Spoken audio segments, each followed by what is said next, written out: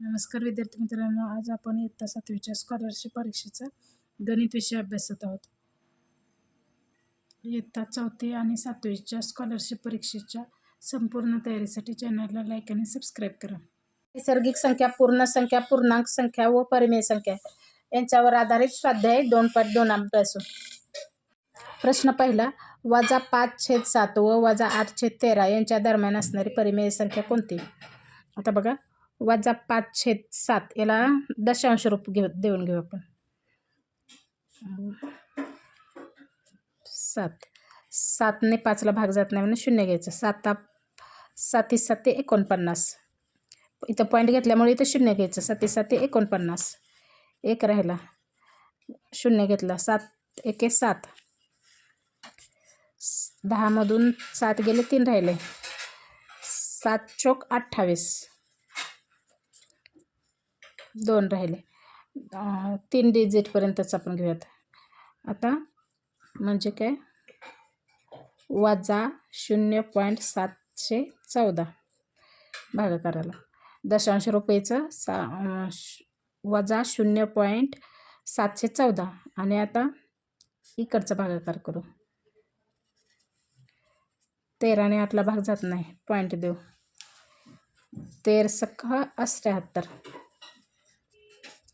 2 शिल्लक राहिले. 13 1 13.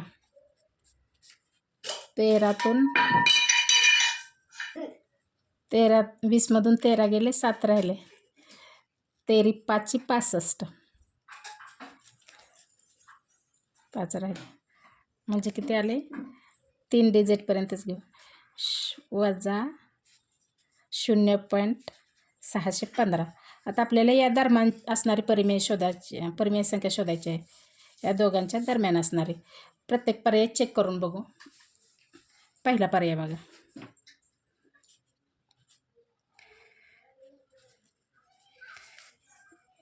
-21.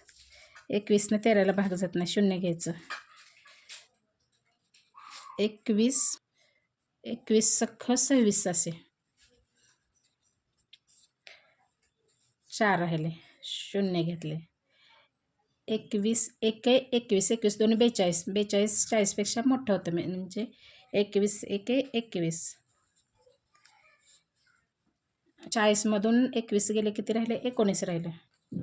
21 9 89 असे, म्हणजे 1 शिल्लक राहिला. म्हणजे भागाकार किती आला? -0.619. हे 615पेक्षा 615 आणि 714 वजा 0.714 आणि वजा 0.615च्या दरम्यान आहे. त्यामुळे पहिलाच पर्याय बरोबर आहे. यांच्या दरम्यान असणारी परिमेय संख्या.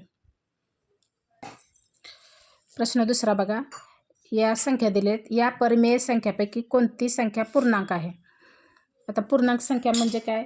धन संख्या, ऋण संख्या आणि 0 यांचा मिळून जो समूह तयार होतो त्यांना पूर्णांक संख्या असे म्हणतात. म्हणजे बघा, 0 इकडे 1 2 3 4 5 अशा अनंतपर्यंत, आणि इकडं -1 -2 -3 -4 इकडं अनंतपर्यंत. या संख्येचा जो समूह तयार होतो, ऋणसंख्या, 0 आणि धनसंख्याचा, त्यांना पूर्णांक संख्या म्हणतात. आता याच्यापैकी कुठली पूर्णांक संख्या आहे बघू. आता पहिला बघा, 2.2/4. 2 1 2 2 2 4. याला पूर्ण भाग जात नाही, पॉईंटमध्ये येते बघा. 1ला भाग जात नाही. 2 5 10 म्हणजे पॉईंटमध्ये येते. म्हणजे पूर्णांक संख्या आहे का? नाही. आता हे बघा, दुसरी -6/2. 2 1 2 2 3 6 म्हणजे -3. -3 पूर्णांक संख्या आहे, त्यामुळे दुसरा पर्याय बरोबर आहे. प्रश्न तिसरा बघा, ज्या संख्येचे दशांश रूप अखंड व आवर्ती असते अशा संख्यांना डॅशडॅश संख्या म्हणतात. अशा संख्यांना कुठल्या संख्या म्हणतात? परिमेय संख्या म्हणतात. आपण हे महत्त्वपूर्ण बाबीमध्ये पाहिलेलं आहे. जेणेकरून तो व्हिडिओ पाहिला नसेल त्याने तो व्हिडिओ पाहून घ्या, म्हणजे तुमच्या लक्षात येईल.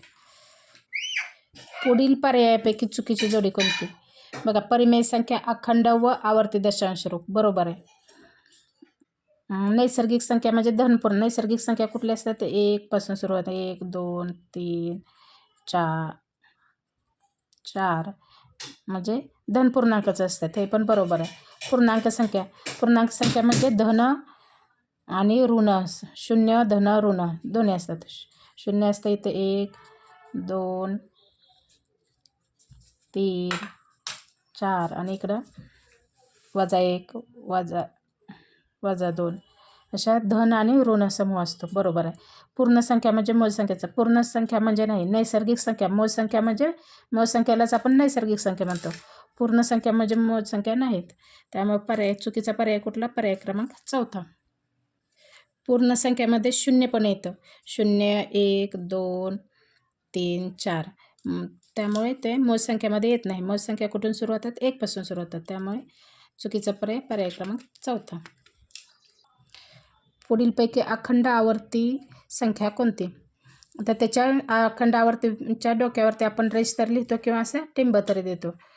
आता 6.6 असेल, 6 जर रिपीट होत असेल तर त्याच्या डोक्यावर टिंब देतो. किंवा आता 165 असं रिपीट होतं आहे, त्यामुळे त्याच्यावर आपण काय करतो? डोक्यावर रेष देतो. त्यामुळे याच्यावरती इतर संख्येच्या डोक्यावरती रेष नाही किंवा टिंब नाही. त्यामुळे अखंड आवर्ती संख्या कुठली? पहिलीच. पर्याय क्रमांक 1. पुढील पर्यायातील मोठी पूर्णांक संख्या कोणती? ज्या संख्या रेषेवर उजव्या बाजूला असतात त्या मोठ्या असतात आणि डाव्या बाजूला लहान लहान संख्या होत जातात. तर उदाहरणार्थ बघा, संख्या रेषा काय ना, याच्यामध्ये 0 1 2 3 4 इथं -1 -2 -3 असं अनंतपर्यंत. तर याच्यामध्ये ही वजा संख्या आहे, इकडं -3 लहान संख्या आहे, त्यापेक्षा मोठी -2 त्यापेक्षा मोठी -1 त्यापेक्षा मोठी 0 असे ऋण संख्येपेक्षा 0 हा मोठा असतो. आता इथं सर्व ऋण संख्या येते आणि 0 दिले, त्यामुळे मोठा कोण झाला? 0 झाला.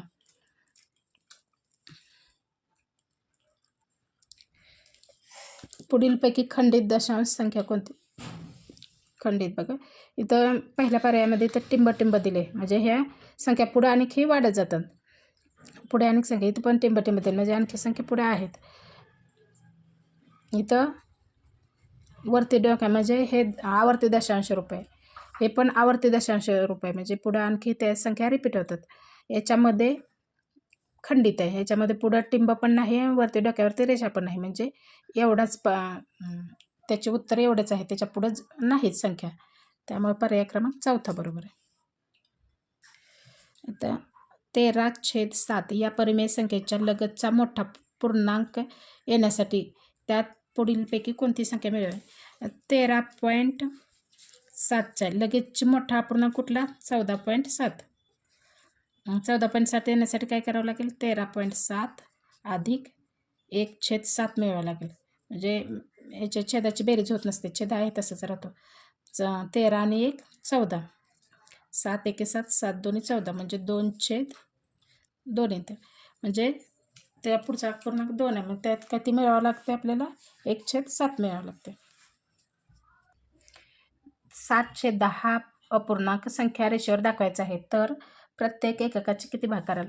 आता खालचे असतात, आता 7/10 मध्ये खालचे असतात ते भाग असतात आणि त्याच्यापैकी किती घेतले भाग? 7 घेतले, म्हणजे किती आपल्याला भाग करावे लागतील? 10 भाग करावे लागतील. पर्याय क्रमांक 2 योग्य आहे. हे खालचे किती? याचे 10 म्हणजे संपूर्ण भाग, त्याच्यापैकी किती भाग घेतले? 7 भाग घेतले. पर्याय क्रमांक 2 बरोबर आहे. संख्या रेषेवर -2 या संख्येमध्ये 5 मिळवल्यास मिळणारी बेरीज किती हे दर्शवणारे योग्य आकृती पुढीलपैकी कोणती? संख्या रेषेवर आता बघा, ही संख्या रेषे, याच्यामध्ये -1 -2 इथं 0 1 2 3 4 याच्यामध्ये -2 मध्ये 5 अधिक 5 मिसळायचं, म्हणजे काय करायचं? 5 घरे उजवीकडे जायचं. 5 घरे 1 2 3 4 5 म्हणजे काय आलं? -3. बेरीज करायची म्हणजे काय करायचं? 5 घरे उजवीकडे जायचं आणि वजाबाकी करायची असेल तर काय करायचं? तेवढे आता -5 असेल तर वजाबाकी करायची असेल तर 5 घरे डावीकडे जायचं. त्यामुळे पर्याय क्रमांक 4 बरोबर आहे. 3/11 गुणिले 2/5 बरोबर किती? 3/11 गुणिले 2/5. 3 दोन्ही 6. 11 5 55. गुणाकार कसा करायचा असतो? त्यामुळे पर्याय क्रमांक समोरासमोरचा करायचा, त्यामुळे पर्याय क्रमांक दुसरा योग्य. अशा प्रकारे आपला स्वाध्याय 2.2 पूर्ण झालेला आहे. या पुढील स्वाध्यायासाठी चॅनलला लाईक आणि सबस्क्राईब करा.